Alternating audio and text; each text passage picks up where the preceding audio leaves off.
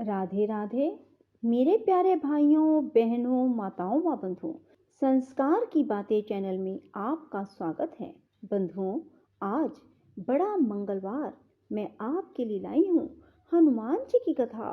बंधुओं, मंगलवार के दिन हनुमान जी की इस कथा को सुनने मात्र से हनुमान जी आपके सभी कष्टों को शीघ्र अतिशीघ्र हर लेंगे। आपके सभी काम स्वयं ही बनते चले जाएंगे।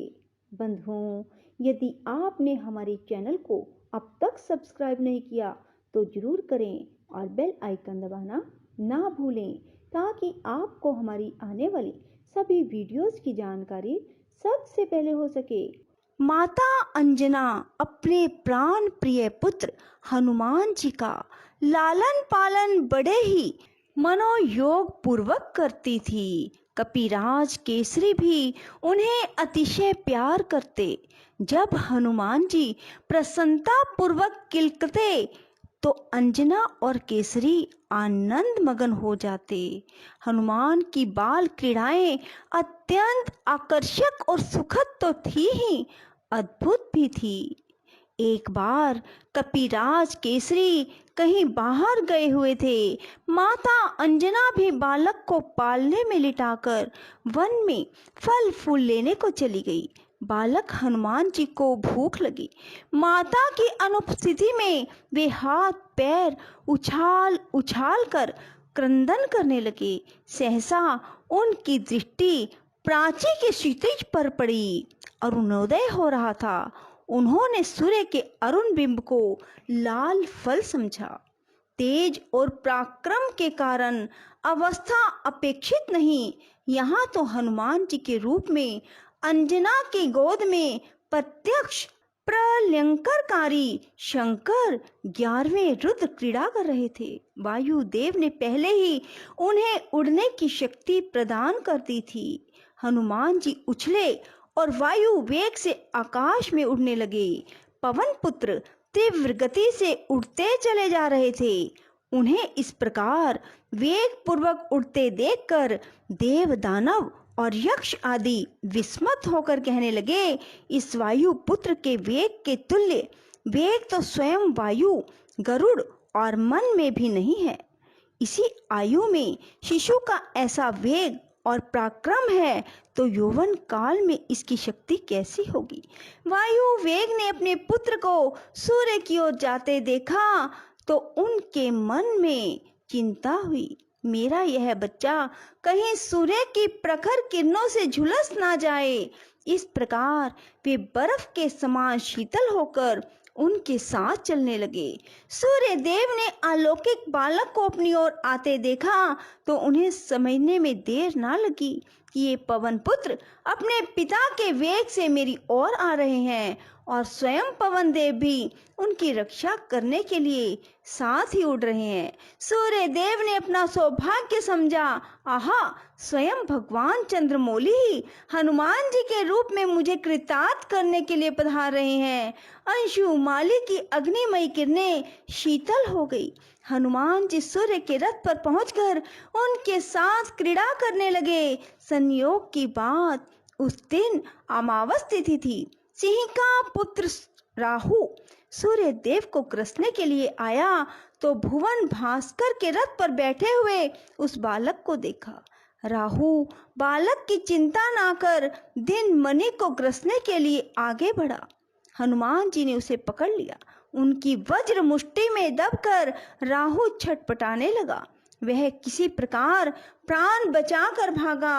वह सीधा सुरपति इंद्र के समीप पहुंचा और उसने भौहें टेढ़ी कर क्रोध के साथ कहा, सुरेश्वर, मेरी क्षुधा का निवारण करने के लिए आपने मुझे सूर्य और चंद्र को साधन के रूप में प्रदान किया था, किंतु अब आपने यह अधिकार दूसरे किसी कारण से दे दिया।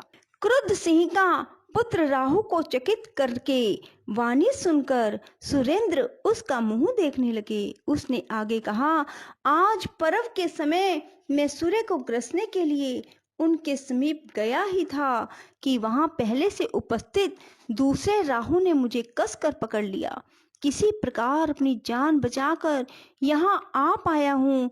नेत्रों में आंसू भरे क्रुद्ध राहु की वाणी सुनकर वासव चिंतित हो उठे। वे अपने सिंहासन से उठकर खड़े हो गए और ऐरावत पर बैठकर घटनास्थल की ओर चले। राहु उनके आगे आगे चला। शचीपति आश्चर्यचकित हो मन ही मन सोच रहे थे, तिमिरारी के समीप ऐसा कौन पराक्रमी पहुंच गया जिसके भय से सिंहिका के पुत्र को प्राण बचाकर भागना पड़ा।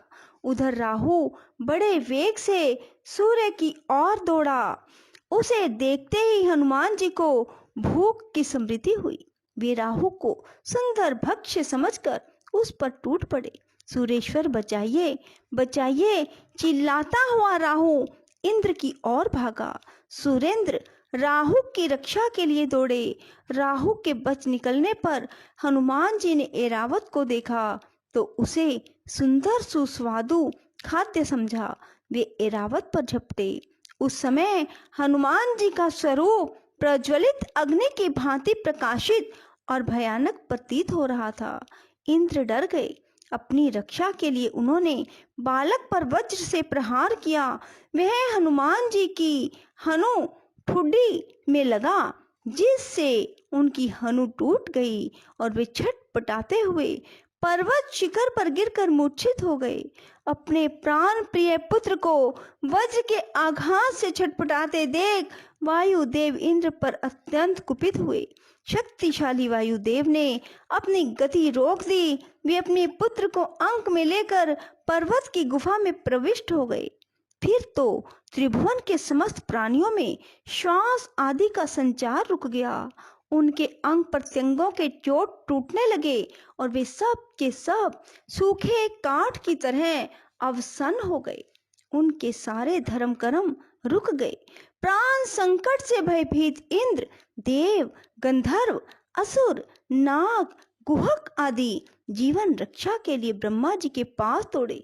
ब्रह्मा जी सबको साथ लेकर उस गिरी गुहा में पहुंचे, जहां पवन देव अपने पुत्र को अंक में लेकर वक्ष से सटाए दुख अतिरेक से आंसू बहा रहे थे। मूर्छित हनुमान जी की सूर्य, अग्नि एवं स्वर्ण के समान अंग कांति देखकर चतुर्मुख चकित हो गए। अपने सम्मुख सृष्टा को देखते ही पवन देव पुत्र को गोद में लेकर खड़े हो गए। उस समय हनुमान जी के कानों में अलौकिक कुंडल हिल रहे थे।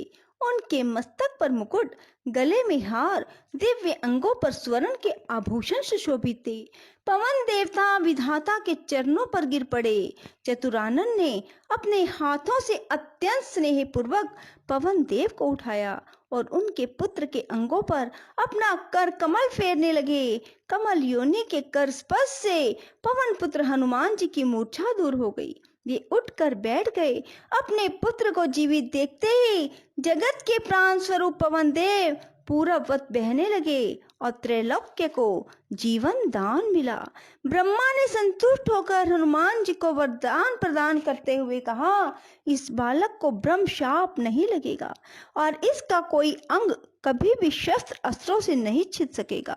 फिर भी उन्होंने सुर समुदाय से कहा, देवताओं, यह असाधारण बालक भविष्य में आप लोगों का बड़ा हित साधन करेगा, अतएव आप लोग इसे वर प्रदान करें। देवराज इंद्र ने तुरंत प्रसन्नता पूर्वक हनुमान जी के कंठ में अम्लान कमलों की माला पहनाकर कहा, मेरे हाथ से छटे हुए वज्र के द्वारा इस बालक की हनु टूट गई थी, इसलिए इस कपि श्रेष्ठ का नाम हनुमान होगा। इसके अतिरिक्त इस बालक पर मेरे वज्र का कोई प्रभाव नहीं पड़ेगा और इसका शरीर मेरे वज्र से भी अधिक कठोर होगा। बोलो पवन पुत्र हनुमान की जय। राधे राधे। जय श्री कृष्णा। बंधुओं, यदि आपको हमारी वीडियो पसंद आए तो इसे लाइक करें और शेयर भी जरूर करें। धन्यवाद।